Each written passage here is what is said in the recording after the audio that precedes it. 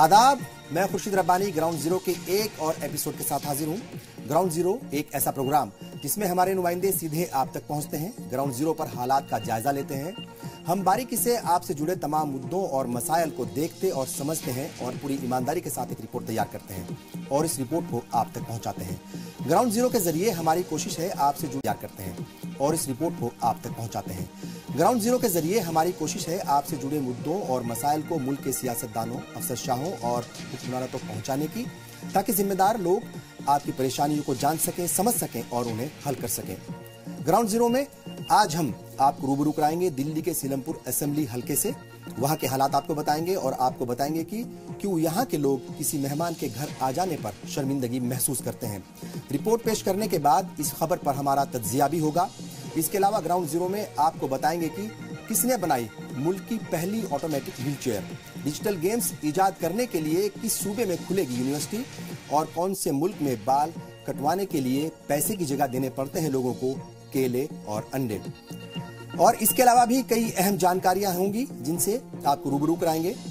इस सब के अलावा ग्राउंड जीरो के आखिर में आपको दिखाएंगे आज की तारीख, ताकि आप माजी को भी जान सकें, माजी से भी आप रूबरू हो सकें। तो आइए ग्राउंड जीरो का आगाज करते हैं टॉप 10 न्यूज के साथ और सबसे पहले आपको दिखाते हैं देश दुनिया की 10 बड़ी खबरें।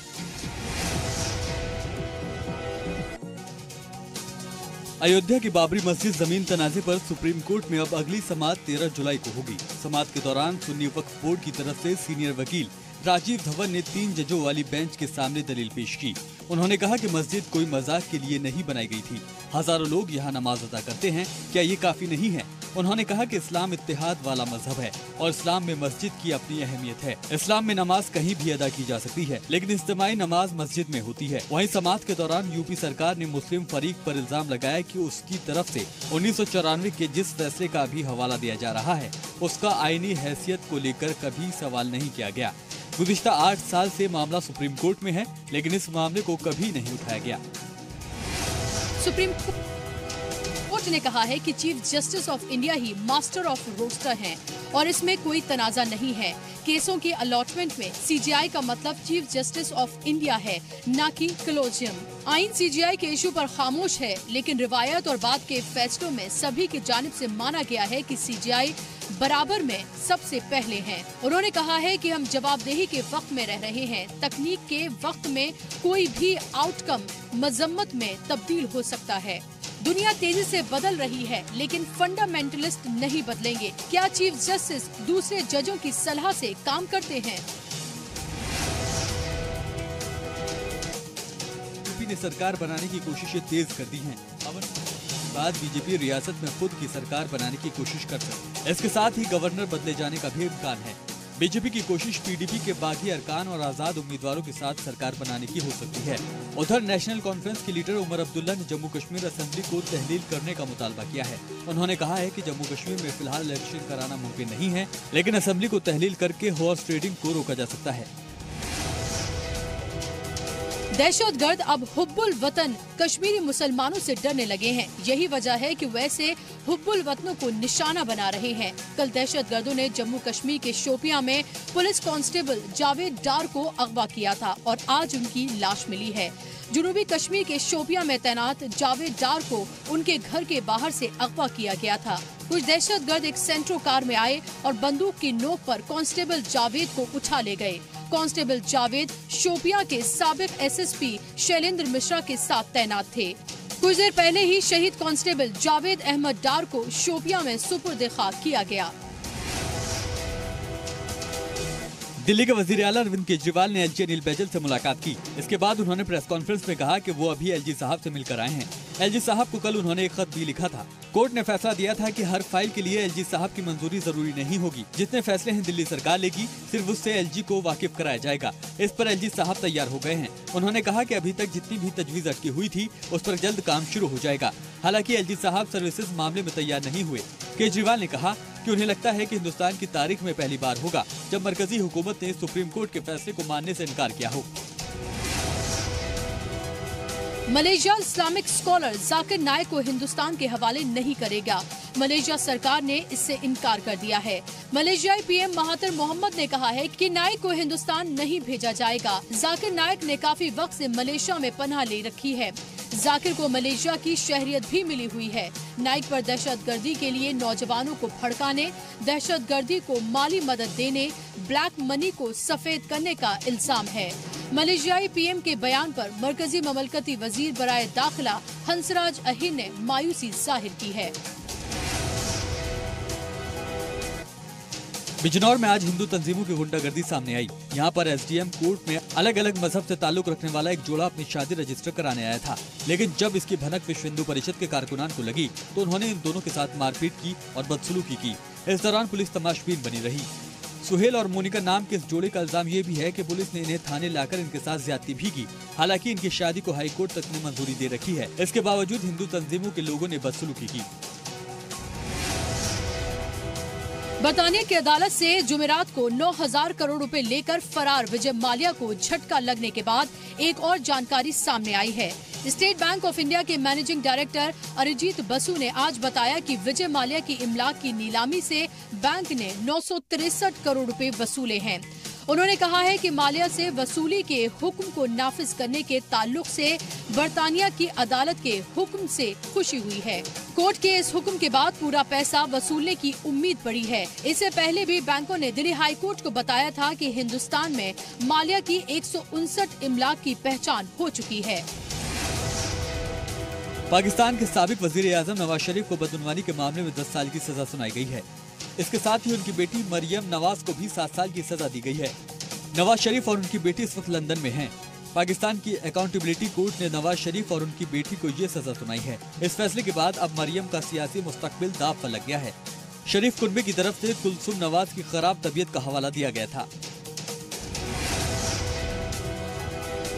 सोफिया गार्डन्स में आज भारत और इंग्लैंड के बीच खेला जाने वाला सीरीज का दूसरा T20 मुकाबला हिंदुस्तान के लिहाज से काफी अहम है। टीम इंडिया यहां मेजबान पर जीत दर्ज करके तारीखी कारनामा अंजाम दे सकती है। भारत ने मैनचेस्टर में खेले गए पहले मैच में जीत हासिल करके 3 T20 मैचों की सीरीज में इंग्लैंड पर 1-0 से बढ़त बनाई है। अब तक भारत और इंग्लैंड के बीच कुल 5 T20 सीरीज खेली गई हैं। इसमें से मेजबान इंग्लैंड का ही पल्ला भारी रहा है। 5 में से 3 पर इंग्लैंड का कब्जा रहा है। 3 सीरीज भारत में खेली गई हैं, जिसमें से 1 बराबरी पर छूटी तो 1-1 दोनों मुमालिक के नाम रही। और अब बात ग्राउंड जीरो रिपोर्ट की। मुल्क भर के जिम्मेदार और वीवीआईपी का मरकज दिल्ली कहने को तो यहाँ पर तमाम वीवीआईपी सहूलियात फराम हैं, लेकिन इसे चिराग तले अंधेरा ही कहा जाएगा कि इन्हीं वीवीआईपी के दरमियान या फिर जहां उनको इतनी सहूलियात फराहम कराई जाती है वहां पर दिल्ली इलाके के लिए कुछ भी खास नहीं है, जहां एक बड़ी आबादी आज भी बुनियादी सहूलियात के लिए तरसती है। ग्राउंड जीरो में अपनी तफ्तीश के तहत आज हम रुख करेंगे दिल्ली की बड़ी मुस्लिम आबादी वाले इलाके सीलमपुर का, जहां एक तरफ गंदगी और बदबू से लोग परेशान हैं, वहां पर अंबार लगा हुआ, तो दूसरी तरफ लोगों को पीने के साफ पानी की भी सहूलियात फराहम नहीं हो रही है, या फिर कहा जाए लोग वहां पर पीने के साफ पानी को भी तरस रहे हैं। तो पेश है सीलमपुर से हमारी ग्राउंड जीरो रिपोर्ट।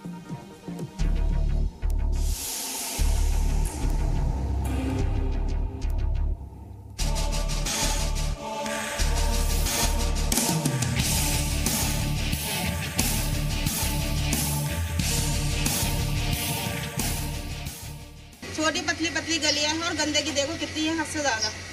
कहने को दिल्ली में है। आते हुए कोई अगर नया आदमी आता है 6 स्टैंडर्ड इलाके से तो शर्म आती है बुलाते हुए भी उसको, हम कौन सी जगह रह रहे हैं। जरा सोचिए, मुल्क की दारुल हुकूमत दिल्ली के किसी भी इलाके के लोग अगर ये कहने को मजबूर हो जाएं कि अगर उनके घर कोई मेहमान आता है तो उन्हें अब शर्म आती है, क्योंकि इलाके में इतनी गंदगी है कि हर कोई नाक पर हाथ रखने को मजबूर हो जाता है। तस्वीरें दिल्ली की मुस्लिम आबादी वाले इलाके सीलमपुर की है। ग्राउंड जीरो में अपनी पड़ताल के तहत आज हमने रुख किया दिल्ली के शुमाल मशरकी पार्लियामानी हलके में पड़ने वाली असेंबली सीट सीलमपुर का, जहां से आम आदमी पार्टी की मोहम्मद इशराक एमएलए के तौर पर आवाम की नुमाइंदगी करते हैं, लेकिन शायद एमएलए साहब के लिए सफाई कोई मुद्दा नहीं है। भले ही उन्होंने इंतखाबात के वक्त सफाई को लेकर तमाम दावे किए हों, लेकिन आज सीलमपुर इलाके की सफाई राम भरोसे ही नजर आती है। तभी तो मकामी लोग यहाँ तक कहने को मजबूर हैं कि मेहमानों के आने पर उन्हें शर्मिंदगी का एहसास हो। छोटी पतली पतली गलियां हैं और गंदगी देखो कितनी है, हद से ज्यादा। कहने को दिल्ली में है। आते हुए कोई अगर नया आदमी आता है 6 स्टैंडर्ड इलाके से तो शर्म आती है बुलाते हुए भी उसको, क्या हम कौन सी जगह रह रहे हैं, और बना कर देते हैं उनको। हम कोई बहाना बना देंगे क्योंकि यहाँ के हालात ही नहीं है ऐसे कि बुलाए, शर्म आती है बुलाते हुए भी। मेहमानों को भी बुलाते हुए शर्म आती है। आप खुद देखो अपने आंखों से कितनी बुरी हालत है। ये यहाँ का कूड़ा हमने खुद निकाला है अभी थोड़ी देर पहले। स्वच्छ भारत मिशन से लेकर सफाई रखने के तमाम दावों के बीच सीलमपुर की ये तस्वीरें सच दिखाती हैं, वो सच जो समाज और सरकार दोनों को देखना चाहिए। दिल्ली के यमुना पार का सीलमपुर इलाका यूं तो अपनी भीड़ भाड़ की वजह से जाना जाता है, लेकिन इस इलाके की तंग गलियों में हजारों की आबादी गंदगी और बदबू के बीमार करने वाले माहौल में जीने को मजबूर है। मुस्लिम अक्सरियत वाले इस इलाके के हालात इस कदर खराब नजर आते हैं कि आप सिर्फ कैमरा लेकर सड़कों से गुजरिए, इलाके के लोग आपको इस उम्मीद से अपनी बात खुद ही बताना शुरू कर देंगे कि कम से कम सरकार या निगम के अफसरान तक उनकी बात पहुंच जाए और उनके घरों के बाहर लगे कूड़ों के ढेर हट जाएं। हमारे सामने डालते तो हम उनसे शिकायत करें, उनके घरों में जाके वो कहें, मगर ये रात बिरात में डालते हैं और यहाँ पे फिर उठाते ही नहीं है यहाँ से कूड़ा। और जमादारों से कहो तो वो भेजबाजी करते हैं, उठाते नहीं है। 8 दिन में उठाएंगे, उनकी मर्जी होगी तो कहो तो कहेंगे अपने घर में ले जाओ जब तुम्हें वो लग रहा है तो। उठाता कोई नहीं है, महीनों में जमादार आता है वो भी निकाल के डाल जाता है। और नालियाँ हम खुद साफ करते हैं अपने घर के आगे की, क्या करें मजबूरी में। कहने को तो ये भी दिल्ली है, कौमी राजधानी दिल्ली, जहां एक तरफ तो चमचमाती सड़कों और जगमगाती इमारतों की तस्वीरें दिखती हैं, तो वहीं चिराग तले अंधेरे की मानिंद सीलमपुर जैसी मुस्लिम बस्ती की गंदगी, बदबू और बदइंतजामी दिखाई देती है। गंदगी और बदबू से परेशान इस इलाके के लोगों ने अब तक एक कमेटी बनाई है, जिसमें तैयार हिकमत अमली के तहत शामियाना लगाकर 24 घंटे इसलिए ड्यूटी दी जा रही है ताकि कोई सड़क पर कूड़ा न डाल दे। अगर कोई ऐसा करता दिखाई दे रहा है तो उसे समझाया जा रहा है कि सड़क कूड़ा डालने के लिए नहीं। घरों के अंदर से जो कूड़ा डालते हैं यहाँ के लोग, जो कहीं भी डालते हैं तो घर के बाहर डाला करते थे। उसके बाद में ये कि सभी सफाई अभियान छिड़ा हिंदुस्तान के अंदर, तो लोगों ने बाहर डालना शुरू कर दिया। अब हर आदमी चाह रहा कि मेरी गली मोहल्ला साफ रहे, तो हमारे जिन में हमारी गली खराब क्यों रहे, हमारा मोहल्ला या हमारा घर। तो पूरी गली वालों ने फैसला किया कि इसको यहाँ से गली को बिल्कुल साफ करना है। जो कूड़े की जगह है वो कूड़े की जगह पर जाना चाहिए। बड़ों को, बच्चों को, सबको साथ लेके, लेडीज भी हमारे साथ हैं, बच्चे भी साथ हैं, हमारे सारे साथ हैं हमारे, और सब साथ दे रहे हैं माशाल्लाह। और हम 2-2, 4-4 घंटे की ड्यूटी लगा के तरतीब बना रखी है हमने। रात को नाइट भी, पूरी नाइट में भी लगाते हैं, 2-2, 4 घंटे का सबका टाइम ले रहे हैं हम। और बाकायदा सबसे बहुत इखलास से, बहुत मोहब्बत से हम सारे सबसे बात करते हैं। और माशाल्लाह सब ने हमारे एकजुट होकर सबने एक मुहिम निकाली है कि भाई हम सबका वो ताउन करेंगे, जैसे ये हर काम में सब साथ देंगे। अवामी नुमाइंदों की कारकर्दगी से नाउम्मीद होकर लोगों ने जब खुद ही कोशिश की तो तस्वीर बदल गई। कई जगहों पर कूड़ा डालना बंद हो गया, लेकिन न तो पूरे इलाके में बड़े पैमाने पर कोशिश हो पाई और न ही पूरे इलाके के हालात बदले। इन सब के बीच इलाके के लोग इस बेदारी को एक बेहतर कदम मान रहे हैं। आप इस गली को देख सकते हैं कि इसका क्या हाल है। और जब हमने इसकी मुहिम शुरुआत करने से पहले रमजानों में ये हाल था कि यहाँ से मस्जिद में नमाज पढ़ने के लिए नहीं जा सकते थे। इसको लेकर लोगों की शिकायत यही है कि निगम के सफाई मुलाजमीन हफ्तों आते ही नहीं और मकामी एमएलए हाजी इशराक की तो बात ही छोड़ दीजिए, जनाब किन्हीं दूसरे कामों में ही मशगूल और मसरूफ रहते हैं। इस मुस्लिम अक्सरियत वाले इलाके की परेशानी सिर्फ इतनी नहीं कि इलाके के लोग बेहद गंदगी के बीच सांस लेने को मजबूर हैं, बल्कि पानी की भारी किल्लत ने भी पूरे इलाके में हाहाकार मचा रखा है। मुश्किल ये है कि कवानीन की वजह से इलाके के लोग समरसेबिल या फिर बोर भी नहीं करा सकते और सरकार का पानी आता नहीं। ऐसे में सबसे ज्यादा मुश्किल घरों की औरतों को है, जिनकी शिकायतों को सुना जाना जरूरी है। बोरिंग हुई भी है हमारे यहाँ, लेकिन बोरिंग सही करने नहीं दे रहे। क्या कहते हैं? ये कह रहे हैं कि पुलिस वाले आ जाएंगे, पैसे ले जाएंगे, बोरिंग सही नहीं कर रहे हैं। बाहर से पानी भर भर के बच्चे ला रहे हैं, इतनी दिक्कत हो रही है। क्या बोलते हैं, यहाँ लगवा नहीं सकते, अलाउ नहीं है? हाँ, अलाउ नहीं है। सफाई और पानी इंसान की बुनियादी जरूरियात में शामिल है, लेकिन सवाल ये है कि क्या नगर निगम इस इलाके पर ध्यान नहीं देता या फिर इलाके के लोग खुद ही सड़कों पर इतनी गंदगी फेंक देते हैं। देखा जाए तो जिम्मेदारी दोनों तरफ बनती है। हालांकि जब निगम के जिम्मेदारान से हमने बात करने की कोशिश की तो वो मीडिया से बात करने से बचते नजर आए और इलाके के एमएलए साहब तो अपने इलाके से ज्यादा बाहर रहना पसंद करते हैं, जिससे लोगों की परेशानियां बढ़ती हैं। तो यह है दिल्ली में मुस्लिम बस्तियों का हाल। लेकिन इस सब के बीच एक अच्छी बात यह है कि एक मिसाल पेश की है इस इलाके के लोगों ने। एक कमेटी बनाई है और वो कमेटी वहां के हालात पर जायजा लेती है या फिर वहां के हालात पर नजर रखती है और देखती है कि कुछ लोग गंदगी तो नहीं फैला रहे हैं। अगर कोई वहां पर गंदगी फैलाता है, कूड़ा डालता है, तो वो उन्हें प्यार से रोकते हैं। तो जाहिर तौर पर ये एक अच्छा कदम है। बहरहाल ग्राउंड जीरो में यहाँ रुकेंगे एक छोटे से ब्रेक के लिए और ब्रेक के बाद बताएंगे कि आज की ग्राउंड रिपोर्ट पर क्या है हमारा तज्जिया, साथ ही कुछ काम की बातें और आज की तारीख से भी कराएंगे आपको रूबरू।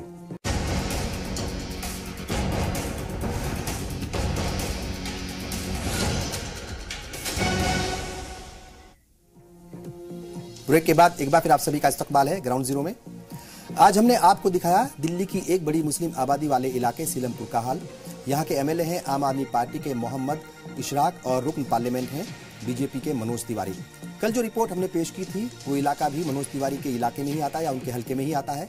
हमने कहा था कि मनोज तिवारी को बड़ा दिल दिखा करके तूतू मेमे की जो सियासत है आम आदमी पार्टी के साथ, उसको छोड़ करके इस इलाके की तरक्की पर भी थोड़ी तवज्जो देनी चाहिए। बहरहाल सीलमपुर इलाके की बात करें तो बुनियादी तौर पर कई अहम मसाइल यहाँ पर निकल करके सामने आते हैं और उन पर नजर डालें तो कुछ बातें जो है वो सामने आती हैं। इस इलाके में साफ सफाई का निज़ाम बेहद खराब है।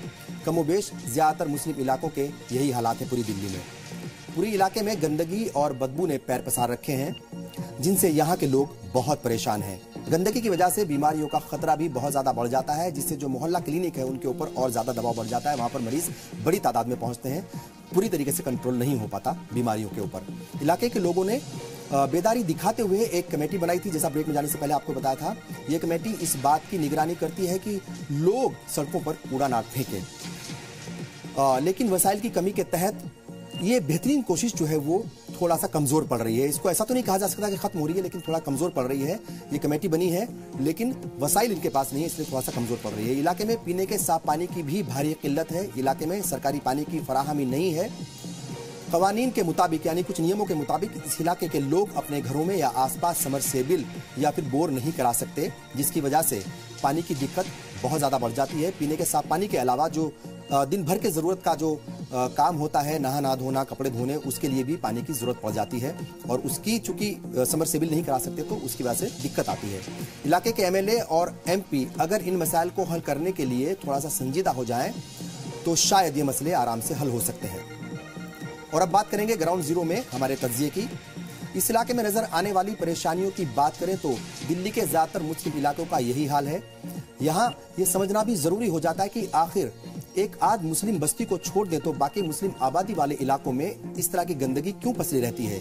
क्यों वहां पर पीने का साफ पानी नहीं पहुंचता, टूटी सड़कें, बेतरतीब ट्रैफिक निजाम, बद इंतजामी, स्कूल और हॉस्पिटल की कमी दिल्ली के ज्यादातर मुस्लिम इलाकों की पहचान बन चुकी है। आखिर क्यों जिम्मेदार महकमे और सियासी नुमाइंदे मुस्लिम इलाकों के हालात सुधारने पर संजीदा नहीं होते या वो संजीदगी नहीं दिखाते। इसके लिए खुद मुस्लिम अवाम कितनी जिम्मेदार है, ये भी एक बड़ा सवाल है। और आखिर कब तक इन इलाकों को इन्हीं सब के लिए यानी गंदगी, कूड़ा करकट के लिए पहचाना जाता रहेगा। जाहिर तौर पर ये हालात ना तो मुस्लिम इलाके के लिए अच्छे हैं और ना ही मुल्क और सिस्टम के लिए। ये बात सभी को समझनी होगी, खासतौर से चुने हुए सियासी नुमाइंदों को। आखिर मुसलमान भी इसी मुल्क का हिस्सा हैं। उन्हें और उनके इलाकों को किसी भी तरह से अलग करके नहीं देखा जाना चाहिए। उनके साथ किसी भी तरह के तरीके से या किसी भी लेवल पर भेदभाव नहीं होना चाहिए। और जहां तक मुसलमानों की बात करें, खुद मुसलमानों को भी ये बात समझनी होगी कि जिस इस्लाम के वो मानने वाले हैं उसमें पाकीज़गी को आधा ईमान बताया गया है। यानी आप खुद और अपने घर के साथ साथ अपनी गली मोहल्ले को भी अगर साफ रखेंगे तो ये बड़ी बात होगी और कहीं ना कहीं आपके ईमान का भी ये हिस्सा होगा। अगर इलाके के काउंसलर, एमएलए और एमपी की बात करें तो उनसे हमारी अपील यही होगी कि आप सब अपनी जिम्मेदारी को संजीदगी के साथ निभाएं और इन हालात को बेहतर करने में अपना रोल अदा करें। साथ ही आप सबसे एक बार फिर यही कहेंगे कि आप और ज्यादा बेदार हो जाएं, क्योंकि आपकी बेदारी ही आपको इन तमाम मसाइल से छुटकारा दिला सकती है। और अब आगे बढ़ेंगे, बात करेंगे उन जानकारियों की, उन बातों की जिन्हें जानना आपके लिए बहुत ज्यादा जरूरी है। तमिलनाडु में बीटेक के 3 स्टूडेंट्स ने मुल्क की पहली ऑटोमेटिक व्हील चेयर बनाई है। ये चेयर खुद रास्ता ढूंढ लेती है, यूजर को एक मकाम से दूसरे मकाम तक आसानी से पहुंचा सकती है। इसमें रोबोटिक ऑपरेटिंग सिस्टम का इस्तेमाल किया गया है जो इसे गड्ढों और रुकावटों से बचाता है। आमतौर पर इस तरह की जो बाहर से आने वाली मशीनें हैं या व्हील चेयर है वो काफी महंगी होती हैं, लेकिन अमृत विश्व विद्यापीठ के स्टूडेंट्स ने इसे 1 लाख रुपए से कम में या उससे कम लागत में तैयार किया है। इस व्हील चेयर को मोबाइल ऐप से भी ऑपरेट किया जा सकेगा। और बात करेंगे डिजिटल गेम्स की। डिजिटल गेम्स इजाद करने के लिए आंध्र प्रदेश में खुलेगी यूनिवर्सिटी। जी हां, आंध्र प्रदेश में जल्द ही डिजिटल गेम्स इजाद करने के लिए यूनिवर्सिटी खोली जाएगी। यूनेस्को ने इसके लिए रियासती तरक्की बोर्ड के साथ समझौता किया है। रियासत के वजीर आला चंद्रबाबू नायडू से 100 एकड़ जमीन की मांग की है। रियासत में गेमिंग हब के जरिए 10 साल में यानी आने वाले 10 साल में 50,000 नौकरियां पैदा की जाएंगी। और अब आपको बताएंगे ट्रेन के सफर को आसान बनाने की बात। अब आपको ट्रेन में सफर के दौरान अपने आईडी कार्ड को रखने की ज्यादा जरूरत नहीं होगी, या फिर कहा जाए अगर आपके पास आईडी कार्ड है तो उसके खो जाने की भी ज्यादा फिक्र आपको नहीं होगी। रेलवे ने मुसाफिरों को डिजी लॉकर में जो मौजूदा जो डिजी लॉकर है उसकी एक तरीके से सहूलियत फराहम कराई है। अब डिजी लॉकर में जो आधार कार्ड और ड्राइविंग लाइसेंस है उसकी कॉपी अगर आपके पास है तो वो आप जो टीटी है उसको दिखा सकते हैं और अपना सफर जो है वो जारी रख सकते हैं। अब से पहले ये सुविधा रेलवे या फिर ये सहूलियत रेलवे नहीं देता था। गौरतलब है कि मरकजी हुकूमत ने मुल्क के बाशिंदों को क्लाउड की बुनियाद पर प्लेटफॉर्म पर अपने कुछ जरूरी दस्तावेज महफूज करने की सहूलियत दे रखी है। इसी को डिजी लॉकर कहा जाता है। साथ ही नरेंद्र मोदी हुकूमत ने डिजिटल इंडिया मिशन के तहत आधार कार्ड और ड्राइविंग लाइसेंस को डिजी लॉकर में महफूज रखने का ऑप्शन दिया था। सीबीएसई के स्टूडेंट्स डिजिटल मार्कशीट के लिए भी डिजी लॉकर का इस्तेमाल कर सकते हैं। इतना ही नहीं, डिजी लॉकर के जरिए आप अपना पैन कार्ड भी उससे जोड़ सकते हैं। आपको बता दें कि कुछ दिन पहले ही हैदराबाद एयरपोर्ट पर मोबाइल फोन से चेक इन की शुरुआत हो चुकी है। यानी हुकूमत जो है, मरकजी हुकूमत, वो पेपरलेस इंडिया की तरफ आहिस्ता आहिस्ता आगे बढ़ रही है। और बात करेंगे मईशत के इस दौर में आप उम्मीद नहीं कर सकते कि कहीं आज भी लेन देन के लिए बार्टर सिस्टम यानी पैसे की जगह कोई सामान देने का चलन है, लेकिन ऐसा हो रहा है। एक सामान या फिर सहूलियत के बदले दूसरा सामान देने का जो निजाम है आज भी वेनेजुएला में चल रहा है। जी हाँ, वेनेजुएला जो कंट्री है वहां पर ऐसा हो रहा है। वेनेजुएला में बाल कटवाने के बदले अंडे और केले देकर लोग काम चला रहे हैं। दरअसल वेनेजुएला की जो मईशियत है इस वक्त बहुत बुरे दौर से या फिर कहा जाए बहुत खराब दौर से गुजर रही है, जिसकी वजह से वहां के लोगों को एक सामान या सहूलत के बदले दूसरा सामान देने को मजबूर होना पड़ रहा है। तेल के असासों से भरपूर इस मुल्क में अवाम पैसे, खाना और बुनियादी जो सहूलियात हैं या जो बुनियादी जरूरियात हैं उनको पाने के लिए भी अब एक तरीके से वो काबिल नहीं रही है। यानी उनको बहुत ज्यादा परेशानी का सामना करना पड़ रहा है। खराब माली हालात की वजह से 2015 से 2017 के बीच इस मुल्क की करीब 3% आबादी को पलायन करना पड़ा था। कैश नहीं होने की वजह से लोग बुनियादी जरूरतों को पूरा करने के लिए बार्टर सिस्टम पर पूरी तरीके से डिपेंड है। और बात करेंगे आज की तारीख की। 6 जुलाई 1964 को आज ही के दिन मलावी को ब्रिटेन से आजादी मिली थी। इसी लिए यहाँ आज जश्न आजादी मनाई जाती है। और आज ही के दिन कोमोरोस को भी फ्रांस से आजादी मिली थी। और 6 जुलाई 1985 की बात करें तो 6 जुलाई 1985 में फ्रेंच साइंटिस्ट लुई पास्चर ने रेबीज के टीके का कामयाब तजुर्बा किया था। रेबीज आमतौर पर कुत्ते और बंदर के काटने से होता है। रेबीज से मुतासिर इंसान के दिमाग में सूजन पैदा होती है, साथ ही वो इंसानी जिस्म को भी बुरी तरह से मुतासिर करता है। और 6 जुलाई 1947 को उर्दू के मशहूर शायर अनवर जलाल पुरी की पैदाइश हुई थी, यानी उनका आज जन्मदिन है, उनकी यौम पैदाइश है। 2015 में उन्हें उत्तर प्रदेश के सबसे बड़े एजाज यश भारती अवार्ड से नवाजा गया था। मुशायरों की दुनिया में उन्हें बड़ा नाम माना जाता है और मुशायरों में अनवर जलाल पुरी की अलग ही पहचान है। अनवर जलाल पुरी को बेहतर निजामत के तौर पर भी याद किया जाता रहेगा।